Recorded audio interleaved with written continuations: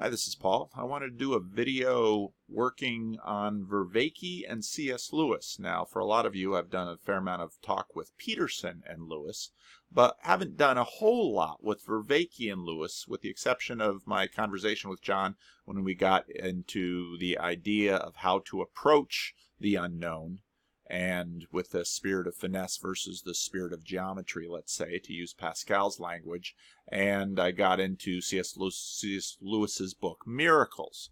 Now, it's really helpful to think about what John Vervaeke is doing with this series. And in some episodes and other interviews, he's talked about having a religion without religion. And we'll get into a little bit more about what that means. But he is trying to afford the things that have been lost in the meaning crisis to offer to people for whom, at this point at least, they say that religion is a place they just can't go. And so what are practices, what are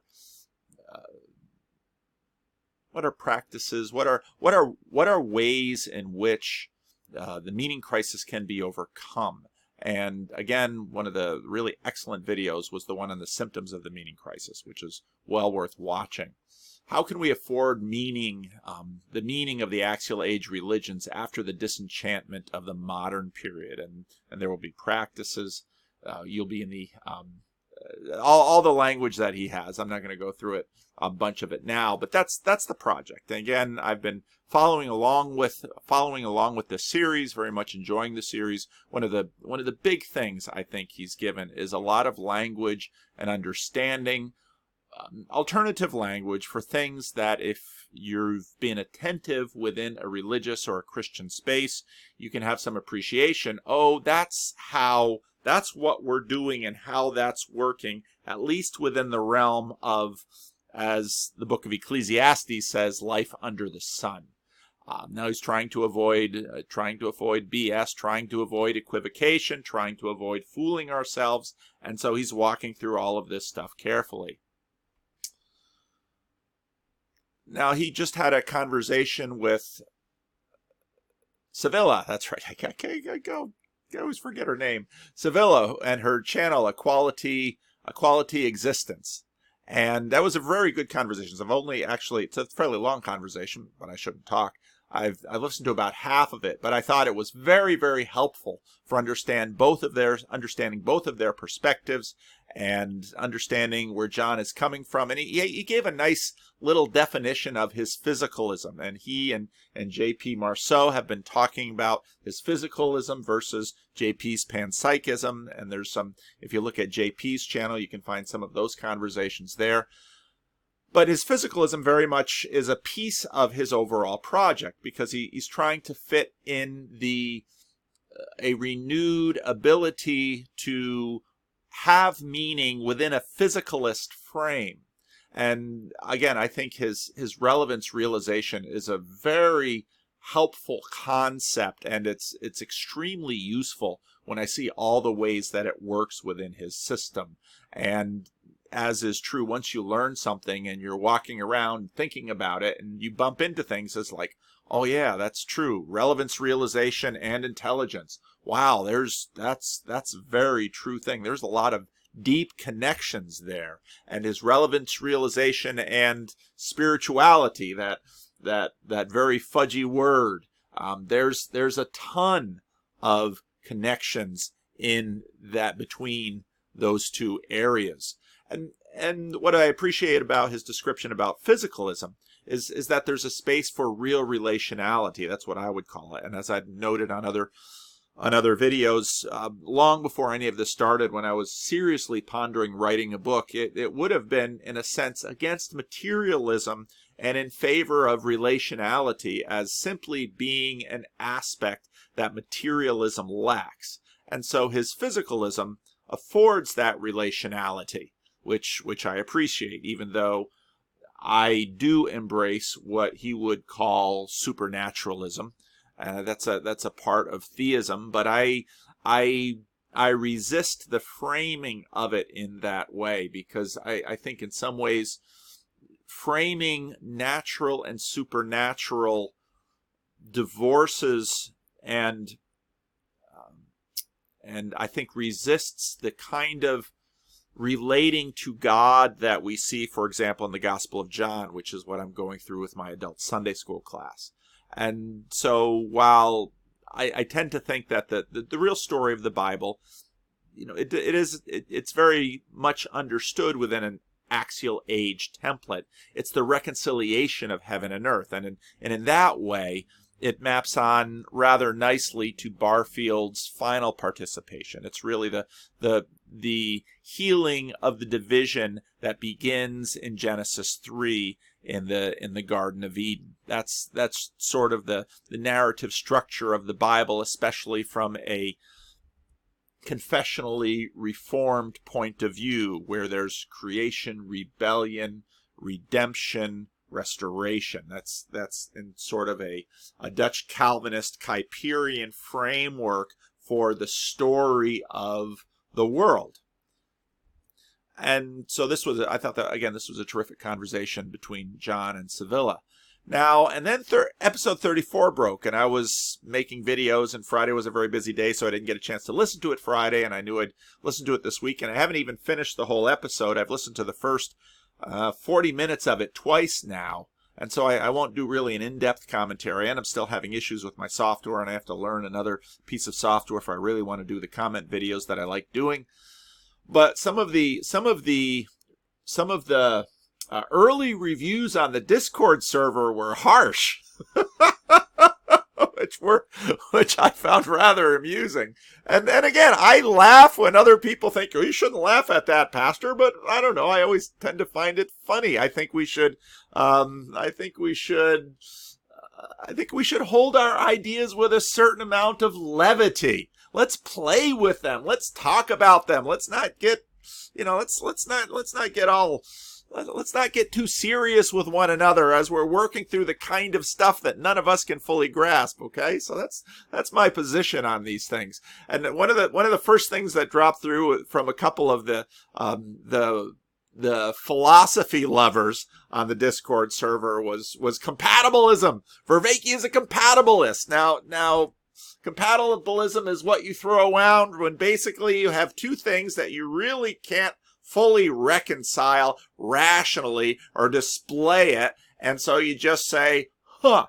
And this is in many ways part of how I deal with my Calvinism. Well, we have, of course, divine election and all that means, but we have human agency, and God takes that agency seriously. Well, can I really put those two things together? Not that I've been really able to explain. Okay, Molinism is out there, and I'm not really keen on Molinism so much. But in some ways, I'd rather be a shallow compatibilist when it comes to Calvinism, a shallow compatibilist when it comes to Calvinism that says I can't really put these two things together. They're both in the Bible. And there they are, and I'm not going to give up on either side, even if I can't make it work. I will take it by faith, even the cheap version of faith that some would like to say, and say, God knows, I don't. I can live with that. These things, as the psalmist says, are too wonderful for me. But in the context of Vervaeke's video, I understood their complaint of compatibilism, saying, he ain't doing it. He ain't doing it. So, okay, and I'll let those, I think some of these conversations might come up in some future conversations that I'm going to have with certain individuals in the Discord channel, but I'll leave that at that. Another big fan of Jung, he was not happy with this video either. And so I found their dissatisfaction with the video when it dropped on Friday interesting. It's like, oh, they really didn't like this video so much. And so that really made me eager to watch it. Now, as always, your mileage will vary. I really enjoyed the first 40 minutes of this video a lot. I was happy he got into Otto and some of the issues there. I just got up to look for my copy of Otto and I couldn't find it, but that's okay. I really enjoyed this, and I wonder sort of what people expect. One of the things that really struck me about the conversation with Sevilla was that I thought Vervaeke was particularly clear in some areas in that conversation. You know, if you even if you look at the Peterson stuff, okay, so here's part of what we're dealing with, that the world is simply too big for us to manage, all right? And so when you get into flow states, you know, there's kind of a hyper processing that happens, but part of the experience of sacredness. Now, Vervaeke distinguishes the sacred as sort of the ontological existent source of sacredness, and sacredness then is sort of the our experience of the sacred. Okay, so that's sacredness, and in a very secularish, perhaps Kantian way, you make that distinction so that, okay, we're gonna put the question of the sacred sort of over here, and there's sacredness. So let's talk about this experience of sacredness, and let's deal with that. Well, there's very much a relationship between the experience of sacredness and even in a viewpoint under the sun. Okay, I'm still using a Ecclesiastes nomenclature. There's just so much here that you can get an overflowing of sacredness, and which is just partly just simply the rush of everything that there is. And I loved what he said about what he talked about in terms of music, in terms of, you know, what music is. And so often the relationship between music and the sacred is so important. And I'm thinking I really have to figure out my software approach. And again, the issue isn't technical. The issue is me spending time to learn a new process to make my videos. And I don't want to, because my old process, if the software worked fine, worked perfectly well, and this is just me being a curmudgeon. But anyway, so you've got sacredness and the world and our experience of the sacredness. Okay? Our experience, which is the sacredness, our experience of what we perceive to be sacred. And I think sometimes people, you know, it's sort of like when Akira the Don makes the point, how naked can Madonna get? There's a sense in which neo-modesty somehow is far more attractive than ongoing, brazen pulling the curtain back. All right? And the thing about a theistic conception of the divine, a God who is holy, holy, holy, this God is inexhaustible. Well, what does that mean? What does that mean for us? Well, we will never exhaust God. God exhausts us. That's basic to the idea of Christianity and the God in the Bible. You know, so Moses asks to see God's face, and God puts Moses in the cleft of the rock and goes back to back and announces his name there while you know, that's what he gives Moses. And what that story acts out is, we can't see God because it exhausts us utterly and we are destroyed. Now, in my pastoral experience, I find that we secularist moderns have a hard time with this. And I think this is sort of the problem that you have explaining things to children, because a child's world is small. And so if you want to explain something which is really rather large to a child whose world is small because they've only had a certain amount of experience, well, it's very difficult for someone who's had more experience, because they have to all shrink it sort of down. And when we tell people, well, you know, God is not the being that you can just casually saunter into the throne room and, you know, strike a pose and ask a few questions.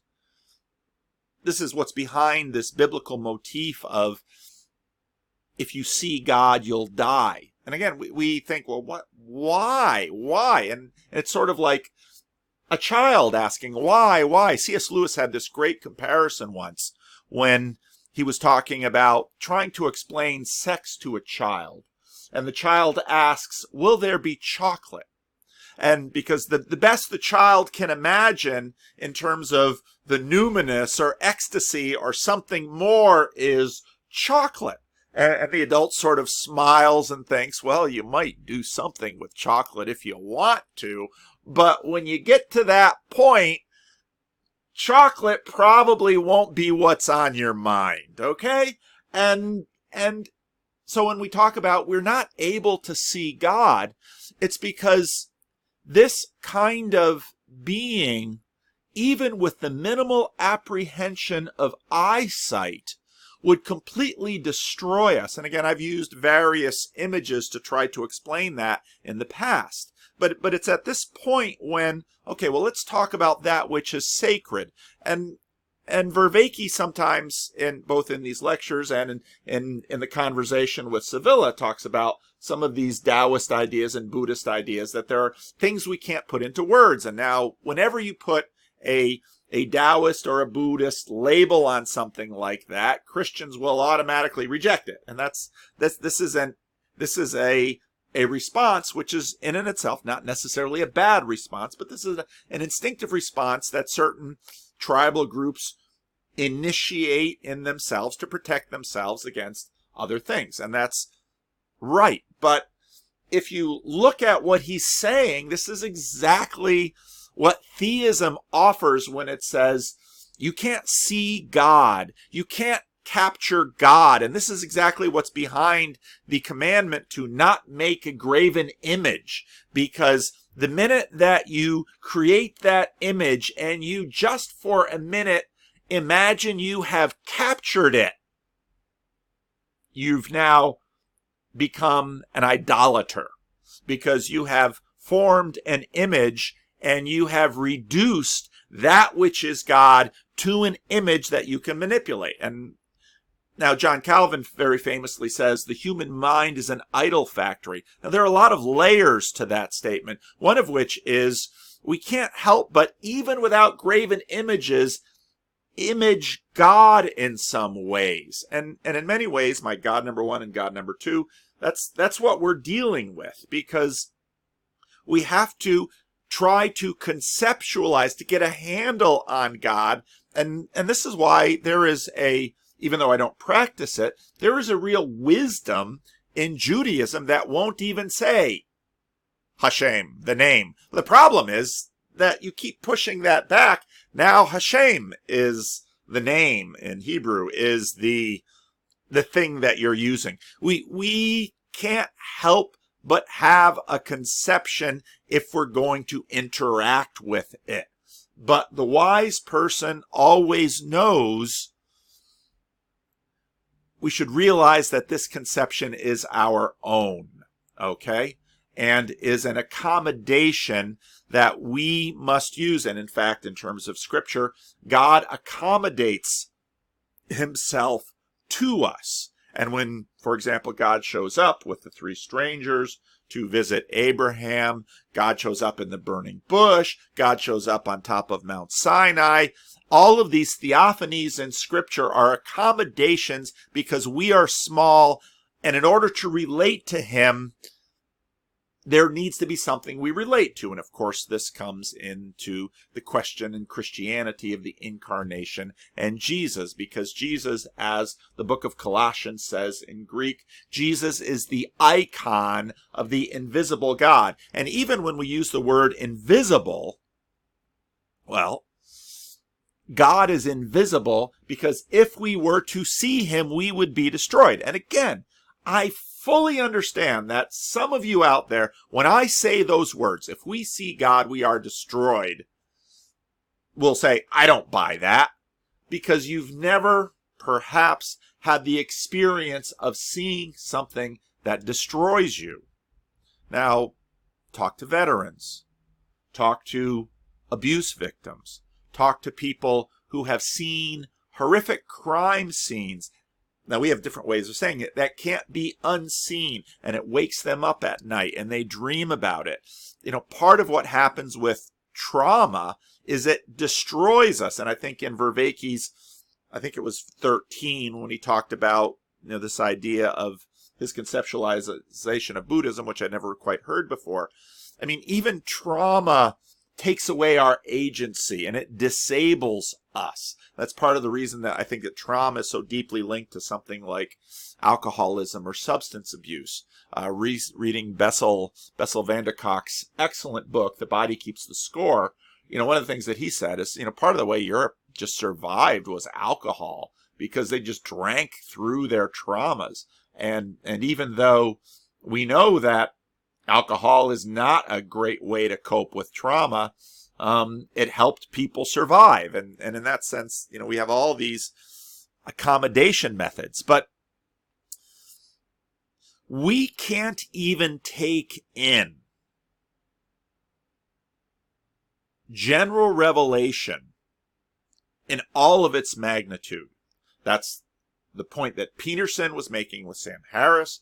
That's the point that John Vervaeke is making with his cognitive science, that the world is simply too rich. And so in order for us to fit it into our thick skulls, we have to reduce it. And we have amazing ways of reducing it so that we can, in fact, work productively in the world. But even in terms of general revelation, that which is available to us from 0 to 80 with eyes and ears and touch and taste, with all of that, we can't take in the world. And so when Christianity and the Bible says things like, you can't see God and live,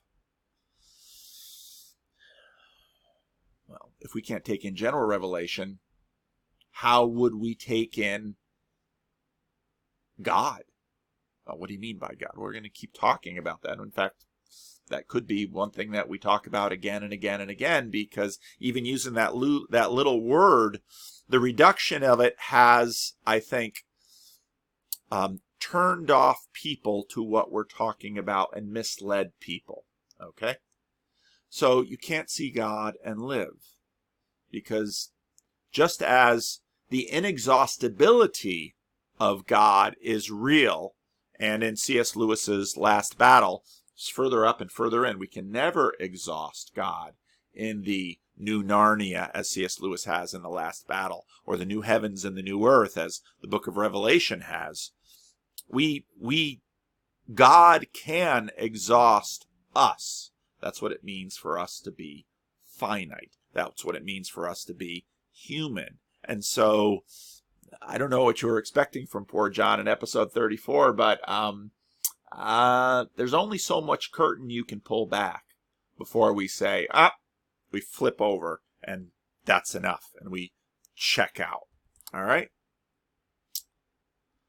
The software still isn't working right. What I saw immediately when I listened to episode 34 was that Vervaeke is walking parallel to C.S. Lewis.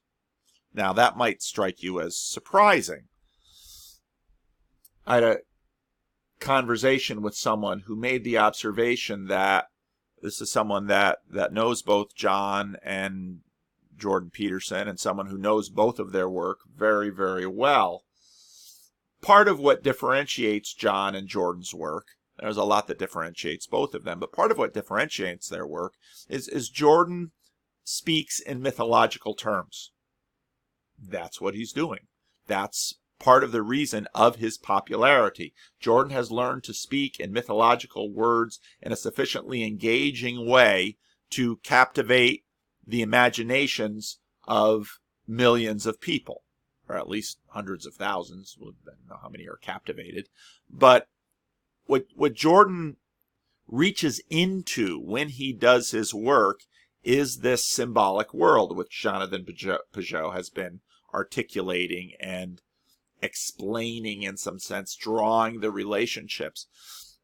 The language of mythology is in many ways a multi-sensory,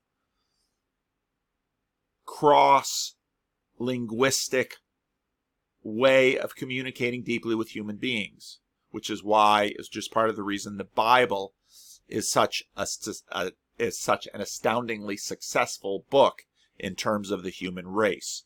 The Bible speaks mythologically. Now, again, I'm using the word mythos not in terms of a false story. Oh, that's a myth. That's one way of saying it's a false story. But in terms of this manner of speaking, fairy tales speak mythologically.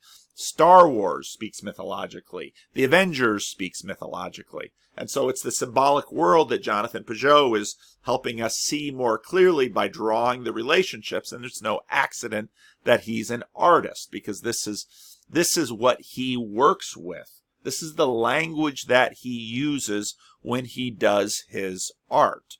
Okay? So Peterson speaks mythology. John Vervaeke is speaking the language of the academy. He is walking through careful distinctions, developing vocabularies, developing nomenclature, and so for a lot of people, listening to John Vervaeke is not as much fun as listening to Jordan Peterson, because Jordan Peterson is speaking mythology. There's a lot more people watching Star Wars than are watching lectures by college profs on YouTube. Okay? If you read Alistair Roberts' great blog post on an early blog post, I think it was May 2018, where he talks about Jordan Peterson and he connects him with C.S. Lewis, which again was a connection that I made very, very quickly listening to Jordan Peterson. I found a lot of similarity between Lewis and Jordan Peterson because they're both speaking the language of mythology. Now, Lewis spoke various languages as he went through his career. Early in his career, he wrote, Screwtape Letters, very much the language of mythology. A Pilgrim's Regress was an allegory. And then he wrote some of these apologetics books, Miracles and The Problem of Pain. After the apologetics books, he then went back to writing the Chronicles of Narnia until We Have Faces. Till We Have Faces, probably his most mature adult piece of fiction. Really, some biographers saying co-written by Joy Davidman, who would become his wife. And then the last book Lewis wrote, which was much more within his work of literature, but very much within his other pieces, which was the Discarded Image, which I think is a very, very helpful book. Well, as Vervaeke got into episode 34, when he got into Rudolf Otto, he was very much getting into C.S. Lewis. There's a book out there, C.S. Lewis's List, 10 books that influenced him most. Now, you'll notice I'm going to start, I've talked about, I'm trying to figure out what the relationship is between these YouTube conversations, which haven't got away, and my day life as a pastor. So I opened up an Amazon affiliate link. And so now my book links are going to be in the Amazon affiliate type links. And go ahead and have at it in the comment section whether I should or shouldn't do business with Amazon. But I'm just going to try this out and see what happens with it. Anyway, C.S. Lewis's List is a book where the 10 books that most influenced him. And let's open up my Kindle app. Here we are. So this is the book. And if you look at what are these 10 books? George MacDonald's Fantastes. George MacDonald was a very important person for C.S. Lewis. G.K. Chesterton's Everlasting Man. The Aeneid by Virgil. Remember, Lewis was all his life was a ardent classicist, even though his day job was in medieval scholarship. George Herbert's The Temple. William Wordsworth's The Prelude. Rudolf Otto's The Idea of the Holy. Boethius, The Consolation of Philosophy. James Boswell, The Life of Samuel Johnson. Charles Williams, another member of the Inklings for a short time. Descent into Hell, and Arthur James Balfour's Theism and Humanism. Now, I have a lot of reading to do if I'm going to read this list. Well, what this book rather nicely does is help you get into some of what Lewis was reading. And so he'll walk through The Idea of the Holy, Platonic Eros, which in my conversations with Skip, I very much have to get up on. I very much have to get an understanding on what we're talking about when we're talking about Eros. Sensuch is a vitally important idea for C.S. Lewis. This is a sort of spiritual longing. The origin of this German word has been lost to time, but we know that it was a word that was in vogue in the 18th and 19th century, along with the great Austrian and German composers such as Mozart, Beethoven, and Schubert, and the early and late German Romantic writers such as Goethe, Schiller, and Novalis. Lewis had read, or had tried to read, Goethe and Novalis in German while studying with Kirkpatrick between 1914 and 1917. However, given Lewis's poor proficiency in German and relative neglect of the language through his life, it's just as likely as not that his appropriation of the word Sensuch came from sources other than the German Romantics. And then he'll get into William James, variety of religious experience. He'll get into joy, the third species of spiritual longing. That is what Lewis called joy, and he talks about joy. Now, a lot of this stuff is before his conversion, okay? And that's really helpful to remember, because sometimes Christians are having these issues with the software. This looks dark. Now I'll go back, and I'll go back, and now it's correct. I don't know. I'm going to switch software. It's going to happen. So a lot of times Christians, when they deal with Lewis, really like to emphasize, well, the Christian Lewis. But don't forget, Lewis spent a good number of years as an atheist. And a lot of the learning he did as an atheist. And a lot of reading he did as an atheist. And so Lewis had a deep attraction to Romanticism.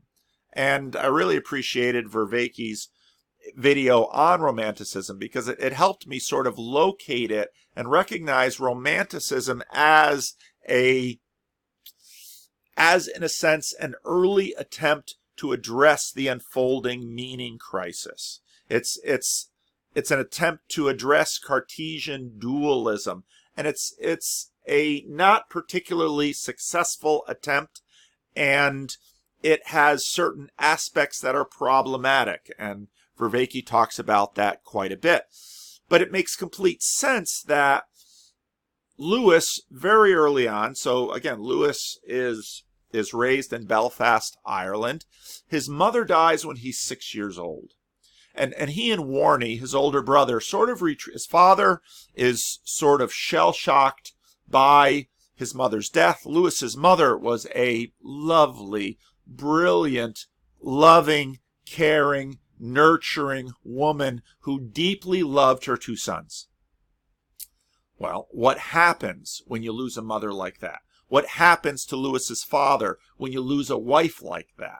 Well, the father, Lewis's father, basically, someone reading into it later might say, this was a trauma Lewis's father never recovered from, and especially given what men were in that day and age. He was a lawyer. He loved his sons, certainly, but didn't know how to connect with them, didn't know how to relate with them. And there were various aspects. Both Lewis and Warnie went into the military. Warnie became a career soldier. Lewis, just in for the stint in World War I, had the kind of wound that took him out of the war before he was killed and left him in the hospital for the duration of the war. Lewis was missing a joint on one of his thumbs, so he was never very good at sports. Lewis did not get on very well in the English boarding school environment. In fact, it was hell for Lewis, which led him to eventually go and study with Kirkpatrick, who was his father's tutor. Warnie was much more of a man's man. He fit in well in the military, and Warnie loved boarding school, and so Warnie did fine with that. Warnie eventually also became a scholar. Warnie also was an alcoholic later in life. So here's a little bit of complexity into Lewis's life. Now, so at the age of 6, Lewis loses his mother, okay? And Lewis's mother, if I recall correctly, Lewis's mother loses his mother to cancer, which Lewis will eventually lose his wife, Joy Davidman, to cancer later on. And the adult Lewis will process some of that in A Grief Observed, which is an important companion book to The Problem of Pain. All right? So Lewis loses his mother, and his father is in shock from the trauma and can't relate to his boys. And Warnie sort of does better because he can fit into the English boarding school ways. But before they go to boarding school, Warnie and Lewis, in a sense, retreat into the imagination.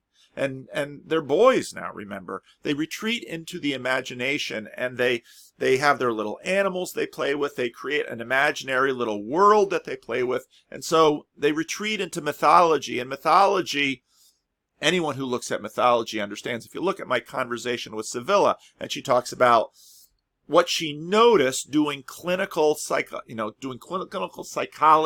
in poor neighborhoods, which is full of religion. If you look at, I don't have Dignity here, but that book, part of the reason why, Chris Arnade finds all of these poor people being religious, well, religion is what you do. So, okay, let's give Jesse Ventura his due. If you're flooded with trauma, well, you can hit the bottle or you can get religion. You can do both for a while, but at some point, the bottle or religion is going to win out, which is part of the reason 12 Steps works. All right? So Lewis is traumatized by the death of his mother, and he and Warnie retreat into a rich mythological world, and then Warnie is ripped from him. I think Warnie is something like 2 years older. He's ripped from him, and he goes off to boarding school, and young Jaxie is left alone. Well, where does he go? He retreats into his head. But then, church is, in a sense, the legalistic father, and so his father drags him to church, and at some point Lewis is like, enough of this, and then religion is thrust down his throat at boarding school, and it just looks hypocritical and duplicitous, and enough of this. And so he became an angry atheist. All of that trauma probably produced anger in him as a young man, and then Kirkpatrick sees that he's clearly intellectually gifted, far beyond any student that Kirkpatrick ever had. And remember, Kirkpatrick is the kind of atheist. He's a Bertrand Russell atheist, okay? This is a guy who he has zero tolerance for religion. And so he trains Lewis up as an ardent atheist and equips Lewis with everything, but sort of like the Russian mistake in the Soviet Union. They forgot to take Dostoevsky and Tolstoy off the shelves. Well, you're going to read the classics. Your Sam Harris type defense against the religious arts are going to have to be pretty strong, and they weren't strong enough to endure the rape of the First World War. And so Lewis has all of this, and he goes off to war, and he makes a pact with his friend, and he goes off to war, and his friend dies, and then he sits out the rest of the war in the hospital.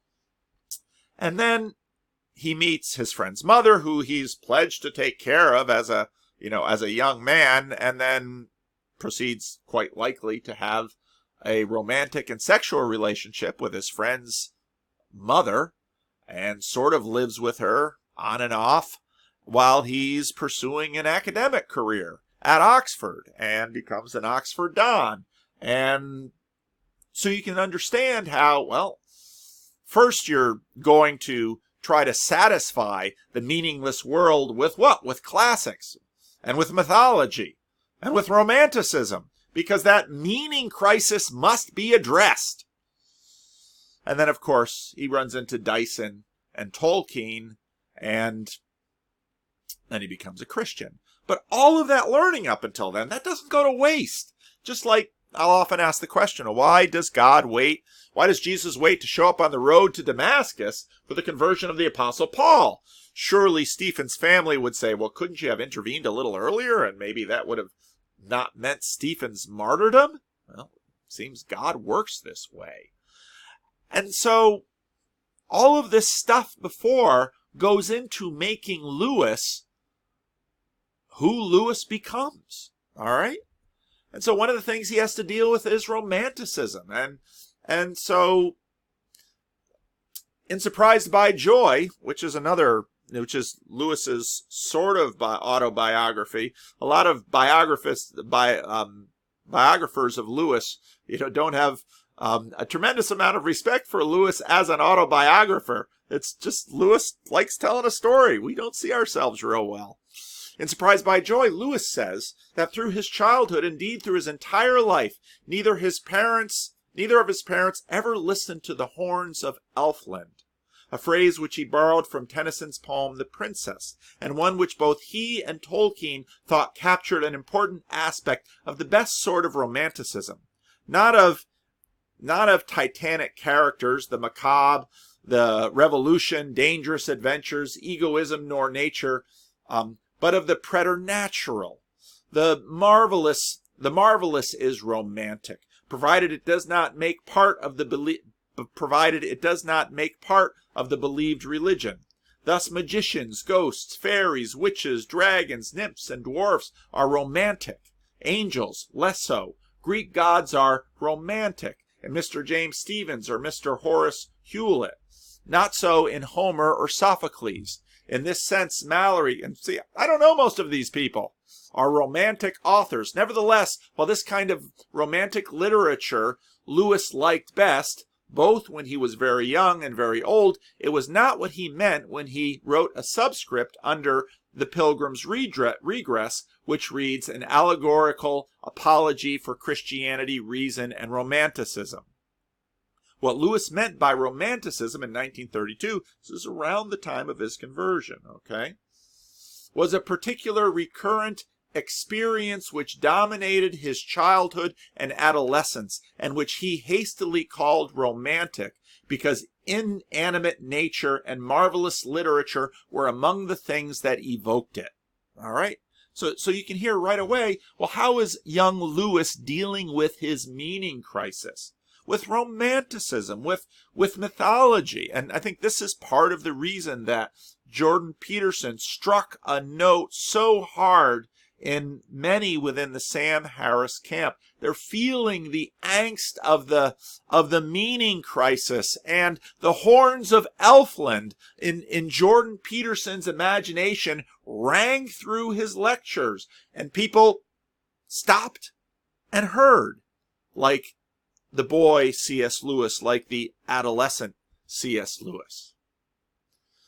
But this then gets into the Numinous, and for the idea of the holy is, as the subtitle says, an inquiry into the non-rational factor in the idea of the divine and its relation to the relational. Now, it's helpful to remember that, well, let's see if the biography is here. It's at the beginning of this section. Okay. Rudolf Otto was an influential German theologian who was active in the first half of the 20th century, and whose most important work, The Idea of the Holy, and those in the German Discord can say it in German, I can't, was a significant influence not only on the field of comparative religion in general, but on C.S. Lewis, the philosopher, theologian, and imaginative writer in particular. Until the day he died, Otto was a self-confessed Lutheran who tried to navigate through both the secular efforts to reduce religious experience to something more primary and existential efforts which insisted that religion is a purely subjective phenomena. In other words, in some ways here,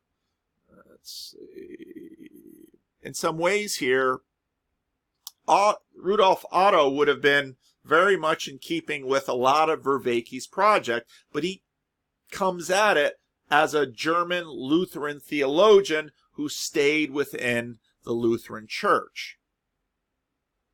In many ways, Otto, who tried to defend both rational and non-rational aspects of religion, was a kindred spirit to Lewis, who himself found in Christ the unity of both romance and reason. Nevertheless, in broader strokes, Lewis, who had had philosophical training and underwent a philosophical conversion to Orthodox Christianity, emphasized rationality. You can read that in Miracles. Emphasized rationality and orthodoxy more than Otto. For example, in his edition of Otto's Religious Essays, a supplement to the Idea of the Holy, Lewis underlined Otto's claims that Christianity is superior to other religions, not as truth is superior to falsehood, but as Plato is superior to Aristotle. So you can have your own little fight there. Otto's point is that Christianity has a highly individual and particular spirit, a felt spiritual intensity, and perhaps also a moral edge over other religions. But Lewis, who said he converted to Christianity because he thought it true, did not feel the same way. Rather, Lewis said that there is only one right answer, just as 1 + 1 = 2, but some answers may be closer to the truth than others, just as 3 is closer than 4. Back in 1981, the great Lewis scholar James Como complained, "There is no major treatment of Rudolf Otto's The Idea of the Holy or description of its influence in any of the works of C.S. Lewis. Although David Downing's controversial book Into the Region of Awe, Mysticism and C.S. Lewis comes the closest in doing so. Como's complaint is still justified, which is to say that although The Idea of the Holy has been a major influence of the Oxford Don, few Lewis scholars have read it, much less tried to see in some detail how it fits in Lewis's thought. My purpose in this chapter is to go a ways towards doing so, though probably not as fully as Como would like. Nevertheless, since the most important Ottonian influence on Lewis was his robust conception of the numinous experience, or the experience of the holy, I think it's best for me to focus on this. And moreover, since Otto's numinous overlaps in so many important ways with other experiences Lewis encountered and spoke of over the years, Platonic eros in 1915, sensuch in 1922, joy in 1924, all those dates are before Lewis's conversion. Romanticism in 1932. My intention is to situate Lewis's 1936 encounter with Lewis's numinous chronologically and philosophically within the Oxford Don's larger theory of spiritual longing. In other words, there's a lot of ground that needs to be covered before getting to Otto and his numinous. So then when he gets down to the numinous, he'll have a little bit more to say about him. The Idea of the Holy, as the subtitle says, is an inquiry into the non-rational factor in the idea of the divine and its relation to the rational. For Otto, the rational and non-rational are not so much about a contrast between thinking and feeling as between what can be predicated or unequivocally spoken, or of the noumen, the divine, the holy, or God, and what cannot be predicated. Okay, this very much gets into what Vervaeke has been talking about, but only equivocally or analogically spoken of.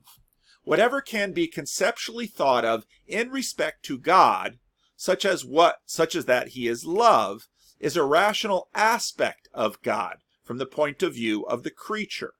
And whatever cannot be so thought of conceptually, such as the dying God or Jesus' claim that the Father and I are one, is non-rational. This language, we should pause to note, is not the language that Lewis himself would use. Lewis, who received a philosophical training, more properly will say that things that rational creatures cannot conceptually understand about God are not, in fact, non-rational, as if to imply that we could never understand them, but are, in fact, supra-rational, meaning that if God were to give his superior powers of rationality, as we know he will in the next life, then such things could be rationally understood, just as God rationally understands all that he himself is. The non-rational for Lewis, but not for Otto, is a term used of things that are truly incapable of rationality. Okay? And he'll go into this here. And was I going to read anything else? Then he gets into mythology. Consequently, Lewis, like Otto, had little sympathy for modernist interpretations of Scripture. Stoic allegorizations of the myth standing to the original Stoic allegorizations of the myths standing to the original cult rather than to modernism to Christianity, Lewis says, because he insisted that by totally contemplating or allegorizing myths, something inextricable and mysterious is actually lost. And I think this is part of the difference between the experience that many have listening to Jordan Peterson's mythos-laden speech versus John Vervaeke's academic laying out of the ideas is This is part of the difference. For while all myths can be interpreted allegorically, where you are given, at least according to Lewis's narrow view of allegory, one thing in terms of another, myths, at their best, resist being put into strict conceptual terms. This is part of what we talk about when we say the Bible is inexhaustible. Myths are in some ways inexhaustible. Now, this gets into a lot of stuff that I don't have time to get into now, but I'll just make that point. But it remains true that whenever the symbols are best, the key is at least adequate. Now, in the second part of the video that I haven't listened to, Vervaeke goes into the whole question of symbolism. For when allegory is at its best, it approaches myth, which must be grasped with the imagination, not with the intellect. It is the sort of thing you cannot learn from definition. You must rather get to know it. And I think this is probably part of the reason that Lewis switched over to fiction for the last books he wrote in his life. This is to say that myth points to an essentially non-conceptual, supra-rational thing. In poetry, the words are the body, and the theme or content is the soul. But in myth, the imagined events are the body, and something inexpressible is the soul. Okay? So, if you want to pick up this book, the title is C.S. Lewis's List, the 10 most influential, the 10 books that influenced him most. And that's what the cover looks like. Now, that book came to me secondarily because this book came to me first, which is The Problem of Pain. So lots of different covers, a little bit of mythology here in The Problem of Pain. Here we have the sea of chaos, here in this particular cover of The Problem of Pain. Lewis's books go through so many printings. There are so many different covers that get put out with each different edition that gets put out. So here on the cover of this Problem of Pain, we have this nice vision of the waves. And some of those of you who know Christian hymnody might think of that great hymn, when peace like a river attendeth my way, when sorrows like sea billows roll, whatever my lot he has taught me to say, it is well with my soul. And of course, if you Google this hymn, you will notice that the author writes this hymn upon getting the news that his family was drowned in the sinking of a ship. And so the sea in the symbolism of the Bible begins the story of the Bible with the tohu wavohu chaos in Genesis 1. And so many of Jesus' parables and Jesus' Galilean ministry is over by the sea, and that has deep symbolic resonance. Now, in Lewis's preface to The Problem of Pain, it's actually a very important preface to read because Lewis did not want to write this book, but his publisher very much wanted him to write this book. And Lewis says in Oxford 1940 that the reason he shouldn't write this book is because he has not undergone enough pain. Now, some Lewis biographers and commentators have a lot to say about this preface, because this is a man who survived the death of his mother at age 6. This is a man who survived the trenches of World War I. This is a man who had a lot of pain growing up. Now, many biographers psychologizing Lewis, and I think with reason, basically note that Lewis suppressed a lot of his pain. Lewis afforded himself a lot of denial. Lewis afforded himself a lot of obscurity. And those who wish to make Lewis a saint really have to deal with his biography. And Lewis will tell you again and again in his writings, he is a sinner. And he goes to church, and he goes to a plain Anglican church because he is a sinner. And sometimes he submitted to his church, and sometimes he didn't. Read Alistair McGrath's biography of Lewis regarding his marriage to Joy Davidman. And some believe the way he sort of snookered the priest into performing a wedding that the priest was not supposed to perform. So Lewis is a very complicated man. Lewis, at the beginning in the preface of The Problem of Pain, suggests he hasn't known pain. Now, it's only when he goes through he is in a sense broken by Davidman, falls deeply in love with her, and this time, for the first time, unlike the love that he likely had as a young man for the mother of his war buddy. And again, Lewis never spoke a word about that. That's all intimations amidst the biographers and reading between the lines, and even Lewis's closest friends. This is something in English society you didn't talk about, the relationship that Lewis had with his buddy's mother. But when it came to Joy Davidman, and when you listen to Joy's the younger of the two boys that Joy had, and the Joy Davidman biography that I mentioned in earlier videos, I should link to it here. I really enjoyed that biography of Joy Davidman. It wasn't hagiography at all. It showed Joy, warts and all. Joy was another complicated figure. But these two, when they first Lewis sort of married her so she could stay in the country, Joy very much went to England in order to lure him and seduce him, while she was in fact still married. So here you have a married woman who's estranged from her husband, who goes to England because she's fallen in love with this English scholar and very much wants to divorce her husband and marry him. There's nothing Christian about this whole story. And Joy is a very interesting. Joy is a Christian and a Scientologist. Think about that one. These are complicated, real people. And so she goes to England. She very much is in love with Lewis. She very much wants to be with Lewis, and he keeps her at arm's length for a long time, and sort of marries her. He's obviously interested in her. She's a very interesting woman. She's a match for Lewis intellectually, which Lewis couldn't find many people who were. And they both enjoyed many of the same things. And then so when she comes down with cancer, Lewis then, in a sense, probably full of a fair amount of pride, condescends to marry her in real life, but then they fall deeply in love.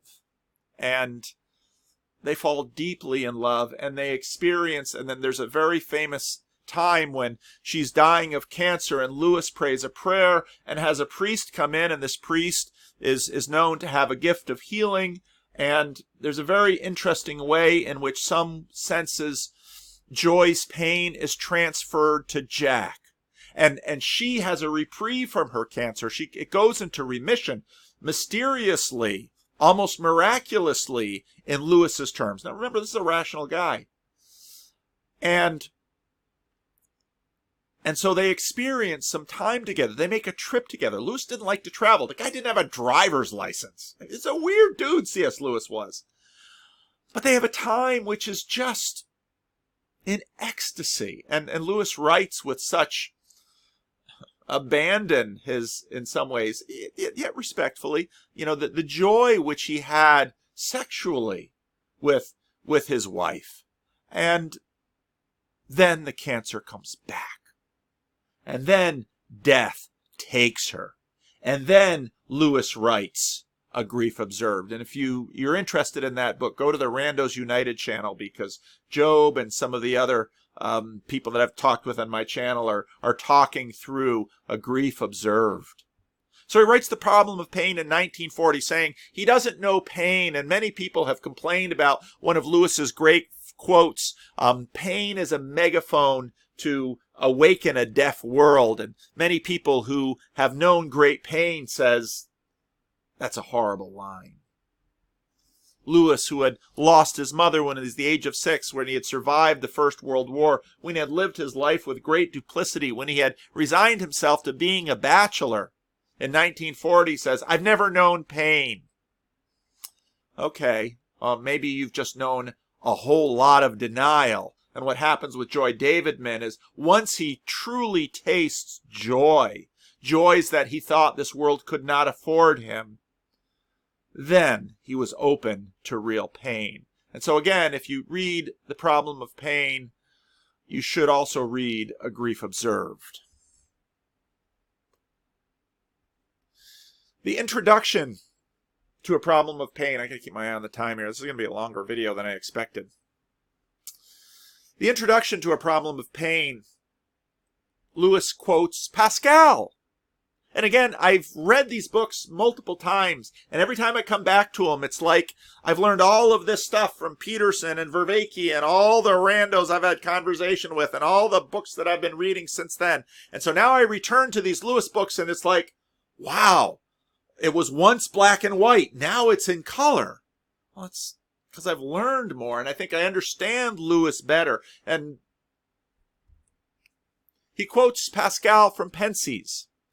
I wonder at the hardihood with which such persons undertake to talk about God.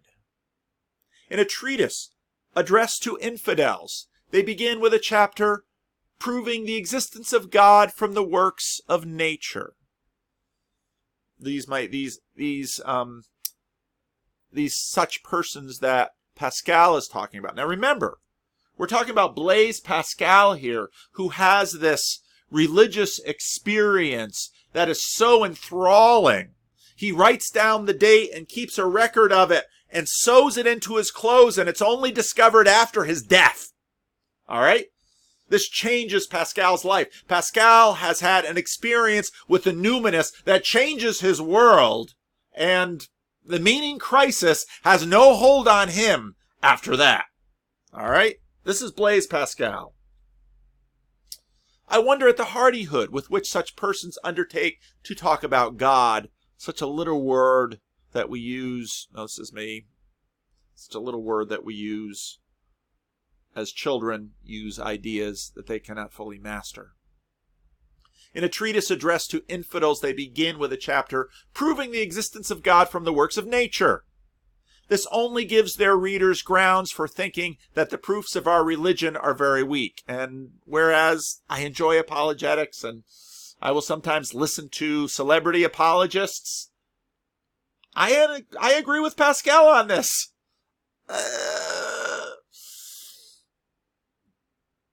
God is not like buying a sensible used car. It's more like falling in love. This only gives their readers grounds for thinking that the proofs of our religion are very weak. It is a remarkable fact no canonical writer has ever used nature, capital N, to prove God, capital G. Pascal, Pensies 4, 242 and 243. Not many years ago, when I was an atheist, if anyone had asked me, why do you not believe in God? My reply would have run something like this. Look at the universe we live in. By far the greatest parts of it consist of empty space, completely dark and unimaginably cold. The bodies which move in such a space are so few and so small in comparison with the space itself that even if every one of them were known to be crowded full, as it could with perfectly happy creatures, it would still be difficult to believe that life and happiness were more than a byproduct of the power that made the universe. Now I'll pause there, and I was listening to one of the videos by JP, and JP notes very much what Lewis says. For many people, well, once they saw Darwin and once had just the vision that, oh my goodness, what percentage of species that science has ever known are extinct? It's like 96%. What kind of God would create life at such a cost? Well, when Lewis was an atheist, it's exactly what he thought. And he thought that, even in fact, just looking at the world. Surely life must be an accidental byproduct of the chaos of this world. As it is, however, the scientists think it likely that very few of the suns of space, perhaps none of them except our own, have any planets. Well, we now know that not to be true. The scientists were wrong and had to be corrected. And in our own system, it is improbable that any planet except Earth sustains life. And Earth herself, without life for millions of years, and may exist for millions more when life has left her. And what is it like, and what is it like while it lasts? It is so arranged that all forms of it can live only by preying on one another. And the lowest forms of this process entails only death, but in the higher there appears a new quality called consciousness, which enables it to be attended with pain. So now we get a sense of what Lewis means by consciousness, sort of the phenomenological aspect of consciousness, if you will. That my dog has consciousness, my cat has consciousness, a mouse has consciousness, a rat has consciousness. Do worms have consciousness? I don't know worms that well. Do fish have consciousness? It seems perhaps so. So the phenomenological fact that even the animals have. But with consciousness comes pain. And necessarily so in this sharp-edged world. The creatures cause pain by being born and live by inflicting pain. And in pain, they mostly die. In the most complex of all creatures, man, capital M, yet another quality appears, which we call reason, whereby he is enabled to foresee his own pain, which henceforth is preceded with acute mental suffering, and to foresee his own death while keenly desiring permanence. The book of Ecclesiastes notes, God has placed eternity in our hearts, and some of us think, I'm not sure I appreciate the gift. It also enables men, by 100 ingenious contrivances, to inflict a great deal of more pain than they otherwise could have done on one another and on the irrational creatures. Remember, he's a World War I veteran. This power they have exploited to the full. Their history is largely a record of crime, war, disease, and terror, with just sufficient happiness interposed to give them, while it lasts, an agonizing apprehension of losing it. And then when it is lost, the poignant misery of remembering. Every now and then, they improve their condition a little, and what they call a civilization appears. But all civilizations pass away, and even while they remain, inflict peculiar sufferings of their own, probably sufficient to outweigh what alleviations they may have brought to the normal pains of man. That our own civilization has done so, no one will dispute. That it will pass all, like all its predecessors, is surely probable. The British Empire, in fact, is not like it used to be. Even if it should not, what then? The race is doomed. Every race that comes into being in any part of the universe is doomed. For the universe, they tell us, is running down and will someday be uniform and will sometime be a uniform infinity of homogeneous matter at a low temperature. All stories will come to nothing. You think this man doesn't know the meaning crisis? All stories will come to nothing. All life will turn out in the end to have been transitory and senseless contortion upon the idiot face of infinite matter. If you ask me to believe that this is the work of a benevolent and omnipotent spirit, I reply to all the evidence points in the opposite direction. Either there is no spirit behind the universe, or else a spirit indifferent to good or evil, or else an evil spirit. Remember, Lewis knew the classics. This menu of options was present to everyone. There is one question which I had never dreamed of raising when he was an atheist. I never noticed that the very strength and faculty of the pessimist's case at once poses us a problem. If the universe is so bad, or even half so bad, how on earth did human beings ever come to attribute it to the activity of a wise and good creator? Why on earth would that idea have ever crossed our mind, that God is good? Surely everyone agrees that God is not good, even as the celebrity atheists tell us. Men are fools, perhaps, but hardly so foolish as that. The direct inference from black to white, from evil flower to virtuous root, from senseless work to workman infinitely wise, staggers belief. The spectacle of the universe is revealed by experience. The spectacle of the universe as revealed by experience can never have been the ground of religion. It must always have been something in spite of which religion, acquired from a different source, was held. In other words, people have reason. You can't reason your way to a benevolent God from seeing the world. Bixby's trying to talk to me. I have to figure out how to turn Bixby off on this watch. Okay. Anyway. Lewis's point here, if you look at the world, and if you have reason, you are not going to arrive at the idea that God is good. That this universe, full of pain and suffering, full of death, could be anything, any way attributable to a good God.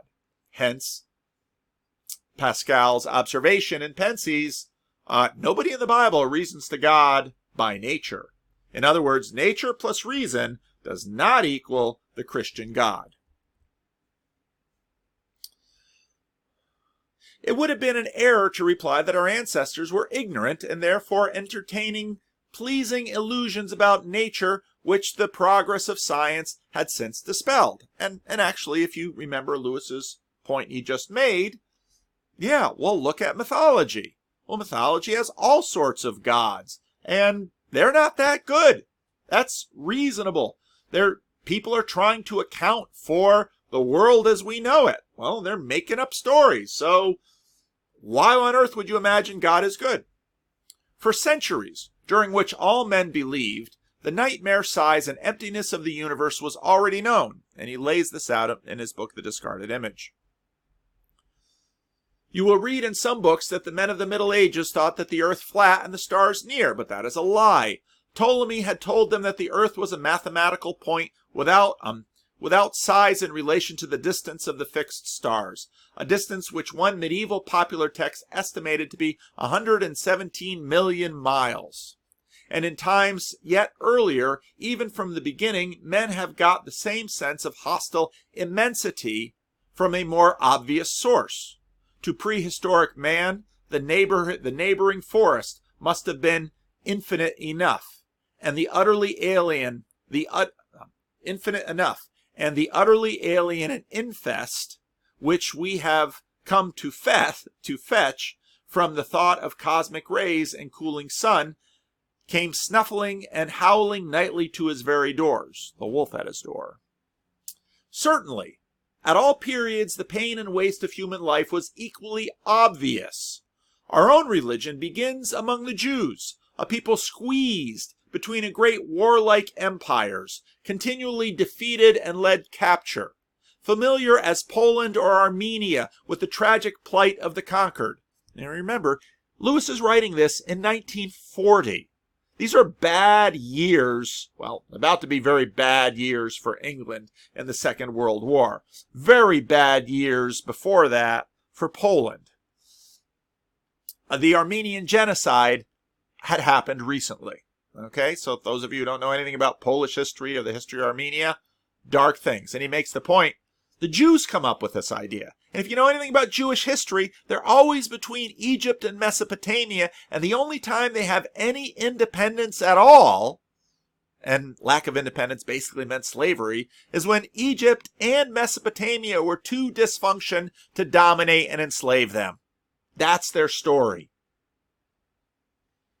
It is mere nonsense to put pain among the discoveries of science. Lay down this book and reflect for 5 minutes on the fact that all the great religions were first preached and long practiced within a world without chloroform. People knew pain. Chloroform meaning, well, this is anesthesia for 1940. At all times then, in influence from the course of events in this world to the goodness and wisdom of the Creator, which would have been equally preposterous, it has never been made. Religion has a different origin. In what follows, it must be understood that I am not primarily arguing the truth of Christianity, but describing its origin, a task, in my view, necessary if we are to put the problem of pain in its right setting. In all developed religions, we find 3 strands or elements, and in Christianity, 1 more. The first of these is what Professor Otto, Rudolf Otto, calls the experience of the Numinous. Now, again, if you listen to Vervaeke's 34, I think he lays this out really well. Well, Lewis is going to lay out the numinous for us too. Those who have not met this term may be introduced to it by the following device. Suppose you were told that there was a tiger in the next room. You would know that you were in danger, and you would probably feel fear. You could use a tiger, or maybe for you, poison gas, or maybe for you, a man with a gun. Now, in Vervaeke's video, he's going to avoid the word terror because of some of its connotations and use the word horror.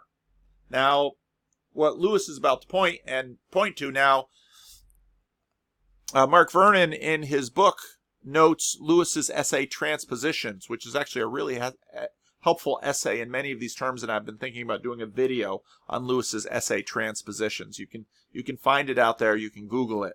But it's very helpful in terms of noting often that when we have a world that is too complicated for, in a sense, our emotional or experiential or our vocabulary to account for, you have multiple things being relayed by one term. Okay? So we're going to have that in a sense with horror or terror. So if there's a physical danger to you in a room, you experience fear. All right? But if you were told there's a ghost in the next room, and again, Vervaeke in his video talks about his experience of The Shining, which is one of the best horror movies you could ever watch. If you were told there's a ghost in the next room and believe it, you would feel indeed what is also often called fear, but of a different kind. Now, recently I spent the night in the Coronado, the Grand Coronado Hotel down in San Diego. And at the Coronado Hotel, they have a ghost tour that you can take. The Coronado Hotel has some rooms that are haunted to a high degree. At one point, the hotel's owners had a company come in, Ghostbusters, if you will. They weren't really Ghostbusters, they were kind of ghost testers. And in one of the rooms, basically their job was to, well, how much complaining are we going to get from our clients from the ghostly? And basically this company very quietly gave the hotel report, about once an hour there's something. And that wasn't from a psychic. That was from a scientist. About once an hour there's something you can't explain in that room. And if I recall, I think it was the story of a put-away mistress from a powerful man in the town who got pregnant and she hung herself in that room. So, the Numinous, a ghost. And in fact, I came home yesterday and my daughter was watching Winona Earp on Netflix. I didn't know anything about Winona Earp. Winona Earp is another one of these shows like Supernatural. The TV series Supernatural. How many seasons has that thing gone on? Why are so many people so completely fascinated with the demonic and the occult and witchcraft and spirit possession? And most of the people watching this show are like, I don't believe in any of this, but I can't help watch. And Vervaeke in his video talks about when you drive past an accident, why does everybody rubberneck? Everybody's told, don't rubberneck. And when you're way back in the traffic, you're like, oh, all those darn rubberneckers, why don't they just keep their eyes forward and keep driving? And then when I get up there, what do? I'm drawn to it. There's a ghost in the next room. There's a ghost in the Del Coronado Hotel. And you can go on the internet and Google what room to try and get. And in fact, some of those rooms, they're most sought after in terms of people staying because they want to be in there. They want to be scared. We're coming up to Halloween. I saw my first Halloween decorations out. We like that. We're drawn to it. I remember Campus Life used to host an evangelistic project called Scream in the Dark. And, you know, as teenagers, you'd go through the haunted house. And then at the end of it, you'd have a come to Jesus talk. And I think about that now, and it's just hysterical. But that's what That's what campus life used to do. I don't know if they still do it. Scream in the Dark by Campus Life. I remember as a kid, I was, people jump out and grab at you. It's again, it's the Numinous. There's a ghost in the next room. There's a ghost in the Del Coronado Hotel in San Diego. Go stay there. And you'll feel it. One of these rooms once an hour. So the accountant said. It would not be based on the knowledge of danger. Can a ghost hurt you? I don't know. That's the whole point. I don't know what a ghost can do. Can a ghost hurt you? Would it be based on the knowledge of danger? For no one is primarily afraid of what a ghost may do to him, but of the mere fact that it is a ghost.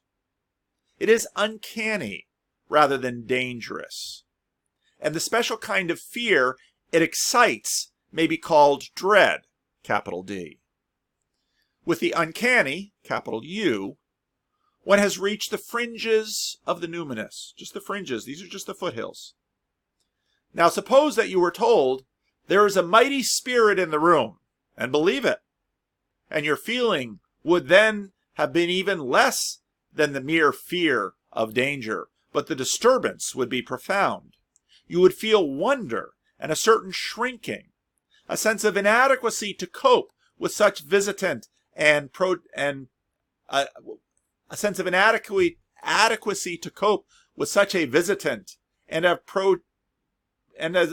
prostration before it, an emotion which might be expressed in Shakespeare's words, "Under it my genius is rebuked." This feeling may be described as awe, exactly what Vervaeke says in the video, and the object with which it excites is the numinous. Okay? Now, nothing is more certain than man, from an early period, began to believe that the universe was haunted by spirits. Professor Otto, perhaps too easily, that from the very first such spirits were regarded with numinous awe. This is impossible to prove for the very good reason that utterances expressed darn dyslexia. All right, let's try the dyslexic text. Is that supposed to help? Who knows? Oh, where was I? Now I can't find my place. Now, nothing is more certain than that man, from a very early period, began to believe that the universe was haunted by spirits. Professor Otto, perhaps too easily, that from the very first such spirits were regarded with numinous awe. It is impossible to prove, for the very good reason that utterances expressing awe from the numinous and utterances expressing fear of danger may use identical language. And again, that go to C.S. Lewis's essay on transpositions to look at how Lewis manages that idea. As we can still say that we are afraid of a ghost or afraid of a rise in prices. It is therefore theoretically possible that there was a time when men regarded these spirits simply as dangerous and felt towards them just as they felt towards tigers. You got some Owen Barfield banging around in Lewis's head there. What is certain is that now, at any rate, the numinous experience exists, and that if we start from ourselves, we can trace it a long ways. A modern example may be found, if we are not too proud to seek it there, in the Wind of the Willows, where Rat and Mole approach Pan on the island. Rat, he found breath to whisper, shaking, "Are you afraid?"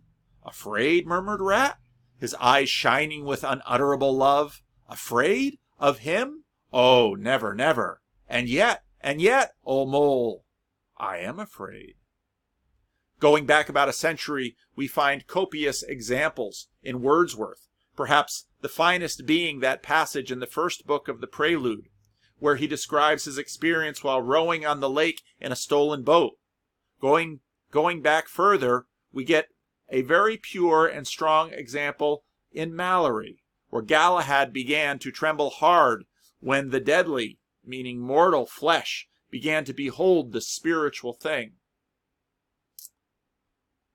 At the beginning of our era, it finds expression in the Apocalypse, that's the book of Revelation, where the writer fell at the feet of the risen Christ as one dead. In pagan literature, we find Ovid's picture of the dark grove on the Aventine, of which you would say, at a glance, numen in est. the place is haunted, or there is a presence here. And Virgil gives us the palace of Latinus, awful, horrendum, horror, with woods and sanctity, religione, of elder days. A Greek fragment attributed, but improbably to Aeschylus, tells us of earth, sea, and the mountains shaking beneath the dread eye of their maker. And far further back, Ezekiel tells us of the rings in his theophany, that they are so high that they were dreadful. And Jacob, rising from sleep, how dreadful is this place? This is dread. This is awe. This is horror. This is the numinous. We do not know how far back in human history this feeling goes. The earliest men almost certainly believed in things which would excite the feeling in itself when we believed in them, and it seemed therefore probable that the numinous awe is as old as humanity itself. But our main concern is not with its dates. The important thing is that somehow or other it has come into existence, and it is widespread and does not disappear from the mind with the growth of knowledge and civilization.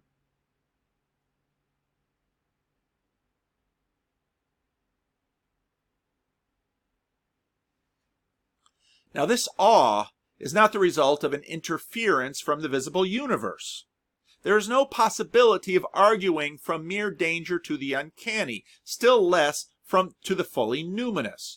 You may say that it seems to you very natural that early man, being surrounded by real dangers and therefore frightened, should invent the uncanny and the numinous. Now, again, in the video, John Vervaeke has the nice example that Jonathan Haidt uses a bunch of these things.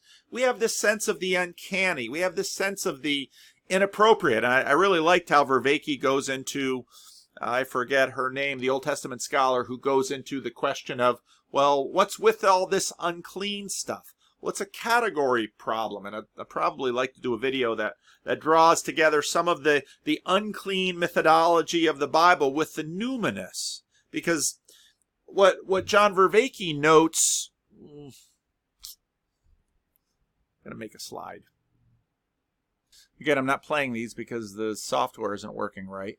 But at a point in the slide here, Vervaeke notes this split in sacredness between worldview attunement, of which I would say the Mosaic law regarding diet is for, but basically what happens is that there's a formation that happens with this Mosaic law with respect to the Hebrews, and this very unique split that the Hebrews actually managed to transcend between the numinous over here, which is horror, and then worldview attunement. Because, as Lewis is about to point out in this chapter, it's the Hebrews that bring these together. And these two things are not normally together, which is exactly the point that John Vervaeke makes here.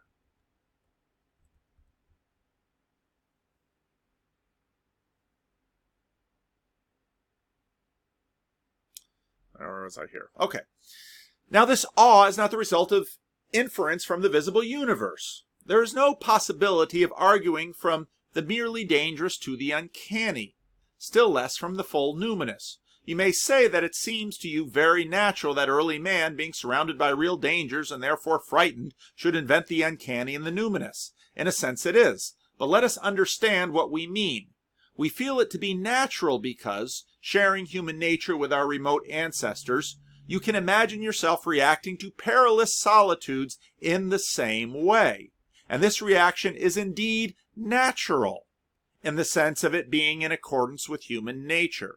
It is not in the least natural in the sense with the idea of the uncanny or the numinous is already contained in the idea of the dangerous, or that any perception of danger or any dislike of wounds or death which it may entail could give the slightest conception of ghostly dread or numinous awe to an intelligence which did not already understand them.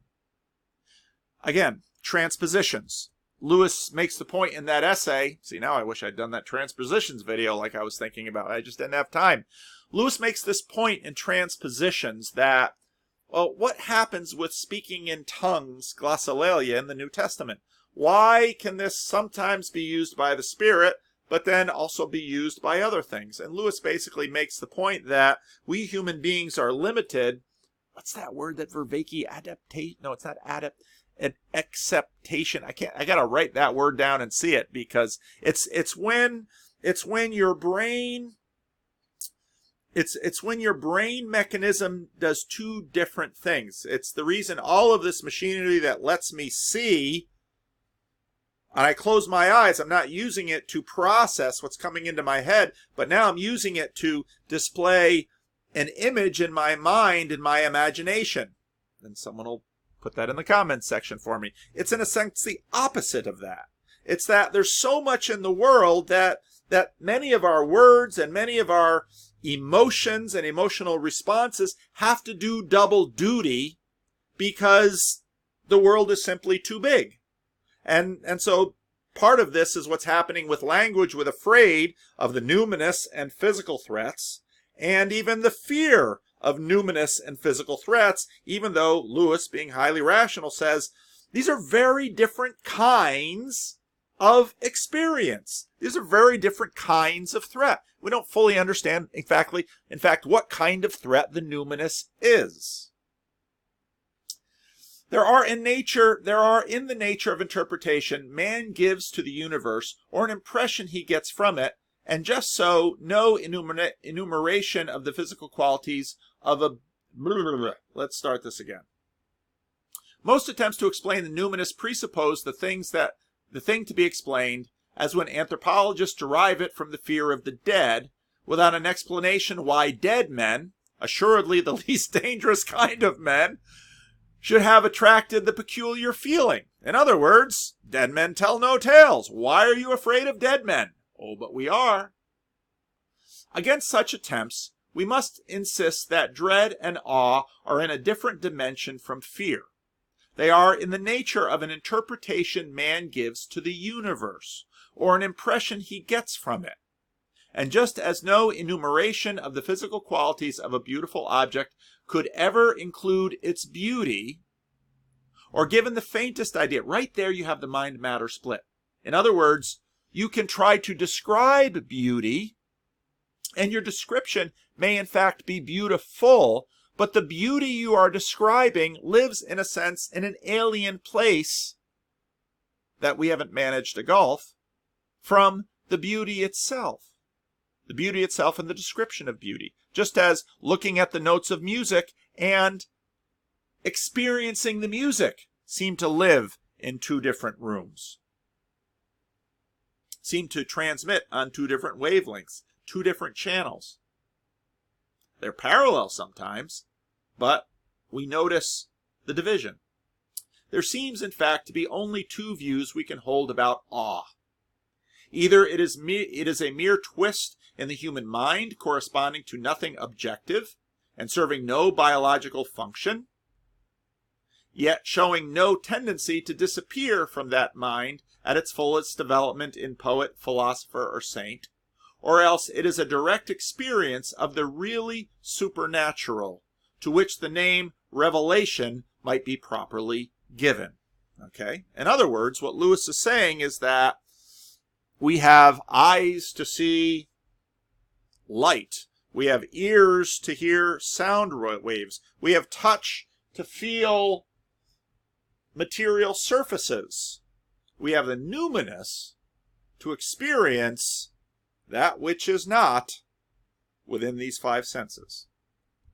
Now, again, if you say that stuff doesn't exist, well, then the numinous doesn't exist. But Lewis is making the point, you have a hard time dismissing it. Well, it's all superstition. Okay, people don't act like it is.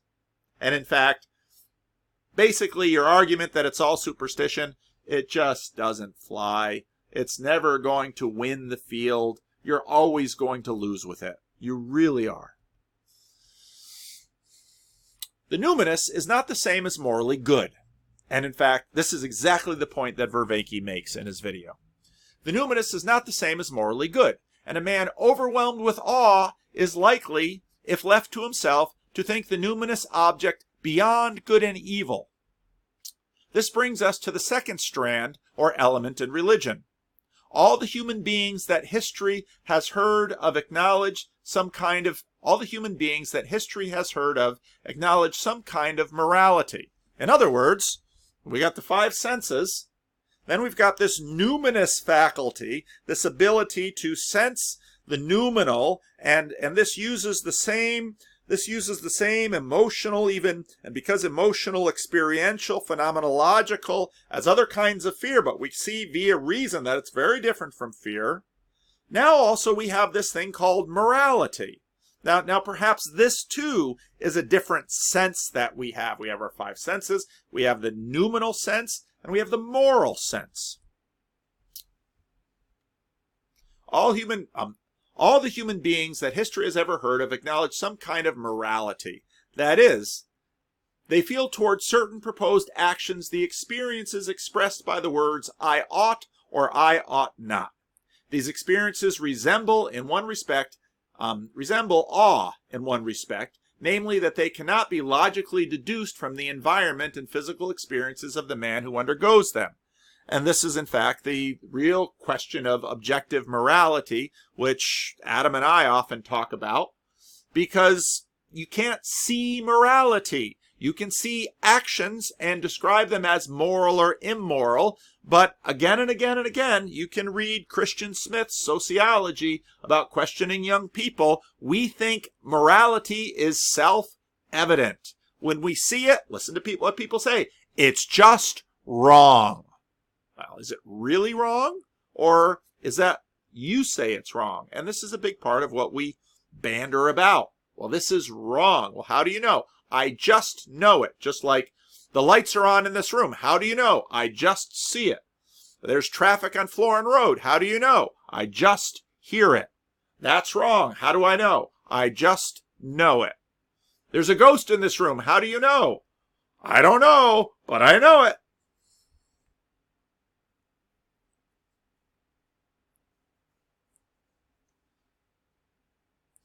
You can shuffle, I want, and I am forced, and I shall be well advised, and I dare not, as long as you please, without getting out of them the slightest hint of ought and ought not. You can't get to an ought from an is. Okay, that's where this statement comes from. And once again, attempts to resolve the moral experience into something else always presupposes the very thing they are trying to explain, another circular reasoning. On most of these arguments to gain an ought from an is, you're going to find a circle. Well, as when a famous psychoanalyst deduced it from prehistoric parricide, killing of a father. If the parricide, killing of your father, produces a sense of guilt, that was because men felt that they ought not to have committed it. If they did not feel so, it could produce no sense of guilt. Well, you just circular.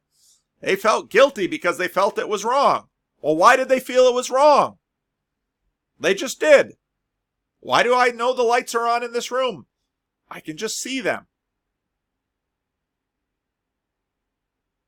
Morality, like numinous awe, is a jump. In it, man goes beyond anything that can be given in the facts of experience.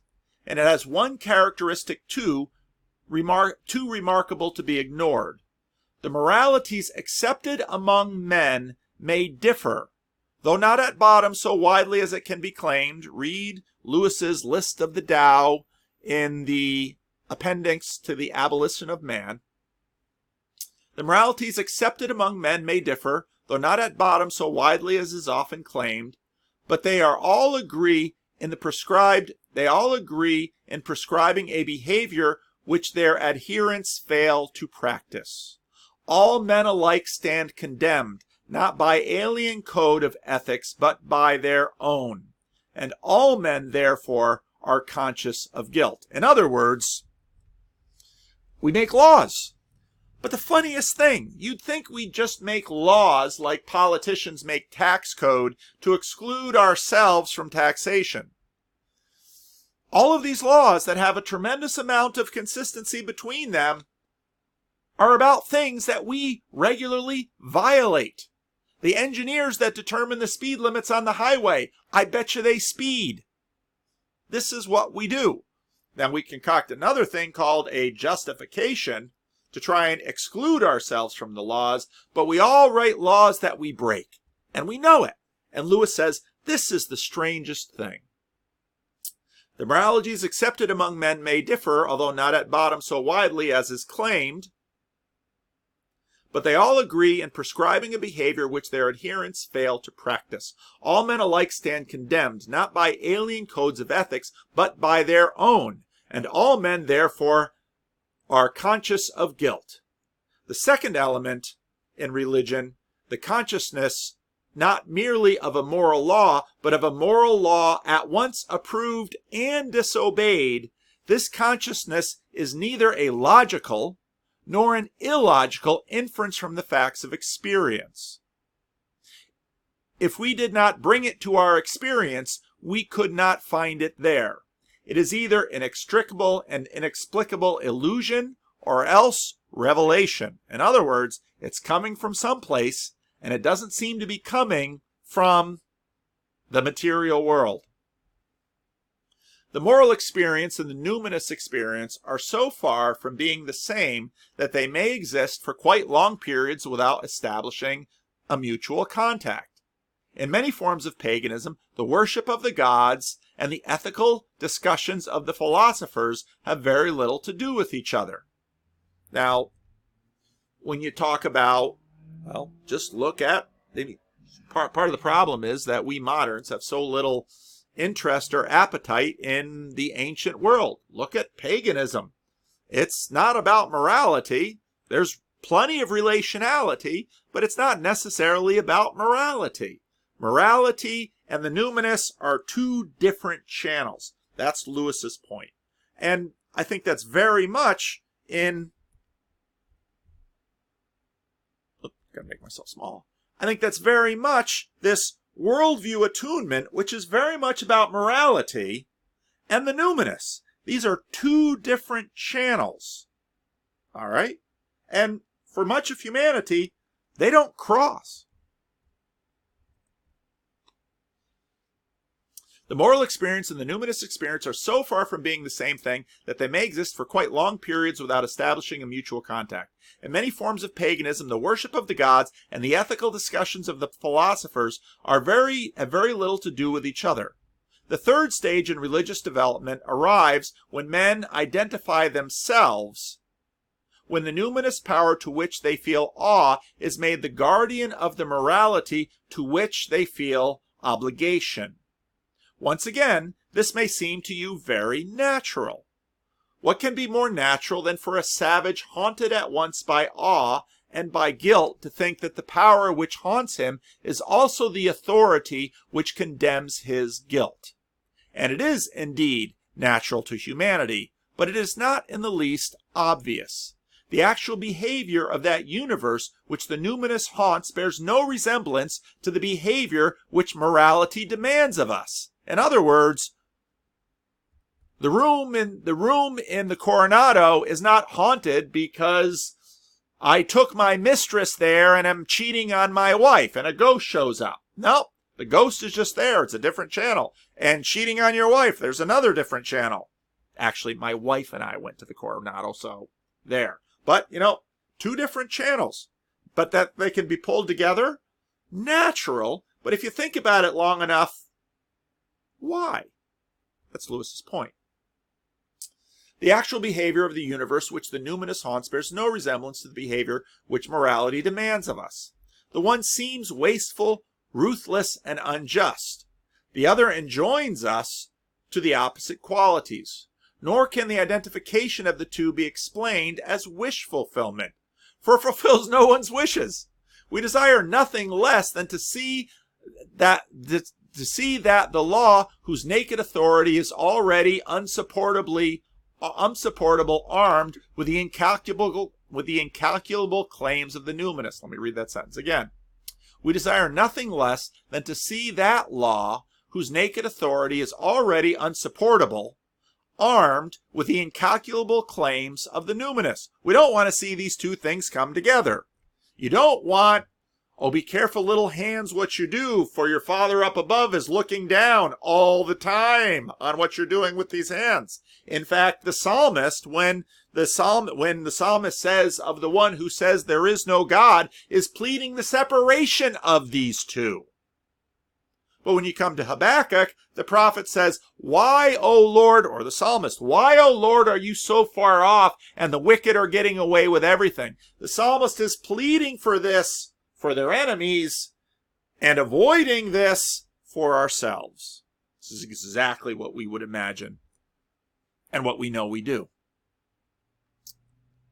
Of all the jumps that humanity takes in its religious history, this is certainly the most surprising. It is not unnatural that many sections of the human race refuse it. Non-moral religion. Have it all the time. Is, in fact, some ways, New Age movement is a non-moral religion. God is not handing down dogma, rights and wrongs.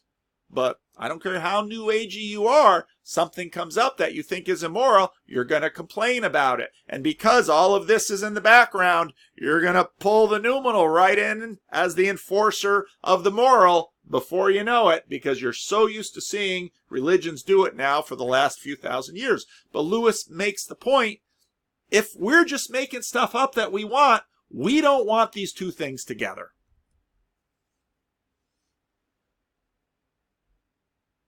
It is not natural that many sections of the human race refuse it. Non-moral religion and non-religious morality. There you go. Sam Harris, you got your non-religious morality. You're not going to find this Christian saying atheists are immoral. Well, we'll see what Jordan Peterson thinks. Non-moral religion and non-religious morality existed and still exist. Perhaps the only single people, as a people. Now look at what John Walton says about the difference between Israelite oracles and oracles from Babylon and Egypt. I've made that point in many of my videos. Perhaps the only single people, as a people, who took the next step with perfect decision, I mean the Jews, but great individuals in all times and places have also taken it. And only those who take it are safe from the obscenities and the barbarities of the unmoralized worship or the cold, sad self-righteousness of sheer moralism.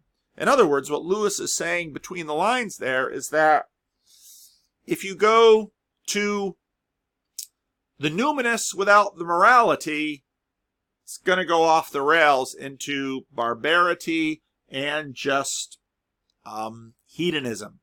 If you go to morality without the numinous, you're going to get stuck in just cold moralism. In other words, what Lewis is saying is that for the Jews, and Lewis is liking to include others, Lewis says they really do need to go together for each other's sake. Otherwise it's just ghosts. Otherwise it's just moralism. Lewis says when they come together, something special happens.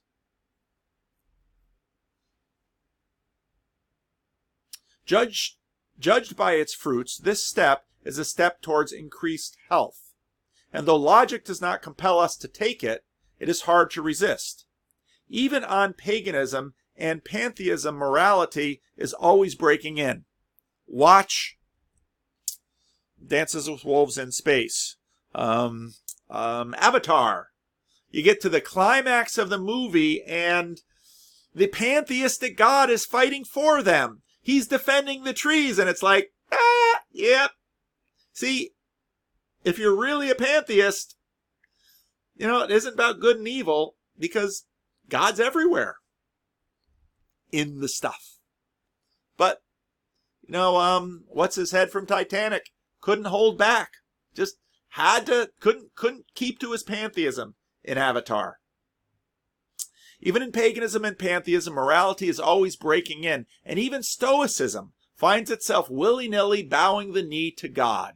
Once more, it may be madness, a madness congenial to man and oddity and oddly fortunate in its results, or it may be revelation. And if revelation, then it is the most really and truly in Abraham that all people shall be blessed, for it was the Jews who fully and unambiguously identified the awful presence, capital P, haunting black mountaintops and thunderous clouds and thunder clouds with the righteous Lord who loveth righteousness. The fourth strand, or element in a historical event, there was born among these Jews who claimed to be, or to be the son of, or to be one with, or to be something, capital S, which is at once the awful hunter of nature and the giver of the moral law. The claim so shocking, a paradox, that even a horror, which we may easily be lulled into taking too lightly, that only two views of this man are possible. Either he was a raving lunatic, or an unusually abominable type, or else he was and is precisely what he said. See, this is Lewis's famous trilemma, which at this point only had 2 points. Later, in Mere Christianity, it'll have 3 points. There is no middle way. If the records make the first hypothesis unacceptable, you must submit to the second. And if you do that, all else can be claimed by Christians becomes credible. That this man, having been killed, was yet alive, and that his death, in some manner incomprehensible to human thought, was effected a real change in our relationship with the awful and the righteous Lord, and a change in our favor. To ask whether the universe as we see it looks more like the work of a wise and good creator, or the work of a chance, indifferent, or malevolence, is to omit from the outset all the relevant factors in the religious problem. That's how this connects with the beginning of the chapter. Remember, Lewis begins the chapter by saying, if from nature plus reason does not equal a loving God. Why? Nature is too wasteful and too bloody. So then where on earth did the idea of a God is love come from? It comes in Jesus. Well, why? Because Jesus brings the numinous and the moral together and inhabits it perfectly. The Jews and other smart people could put it on the same page and work with it, but Jesus could embody it. Christianity is not the conclusion of a philosophical debate on the origins of the universe. It is a catastrophic historical event following on the long spiritual preparation of humanity which I have described. It is not a system into which we have to fit the awkward fact of pain. It is itself one of the awkward facts that must be fitted into any system we make. In a sense, it creates rather than solves the problem of pain, for pain would be no problem unless, side by side with our daily experience of this painful world, we had received what we think is good assurance that ultimate reality is righteous and loving. The beginning of the problem of pain, his book. And again, when I listened to the first 40 minutes of Vervaeke's episode 34, it's all right there. Lewis worked through this. So I'm going to have to buy John Vervaeke a C.S. Lewis anthology because he needs to get Reading Miracles, and he needs to get... I just broke Joey's rule, Joey's great rule in the meetups. You may not assign homework. So, not assigning homework. But the problem of pain, episode 34 of Vervaeke's Awakening from the Meaning Crisis, the beginning of episode 34, it's exactly what Lewis treats in the beginning of the problem of pain. And Lewis sets it up and says, yeah, these two things don't go together. But when they do come together in theory, well, then actually you can have the numinous and you can have the moral without getting out of balance. And then Lewis takes the fourth step and says they actually come together in a person. Now, if we think about what we've been talking about personality, why do Christians believe we must be remade in the image of Christ? Why does Paul take the individual of Jesus and turn Jesus into a collective that he calls Christ? It's for this reason that in the life of the Christian, this is to all come together. Now, obviously, it doesn't come together in our lives ontologically like it comes in Jesus' life, but we are remade in his image so that the numinous and the moral come together. So I was not disappointed in episode 34, and I'm going to listen to the rest of the video, and I'm going to enjoy it. So let me know what you think in the comments.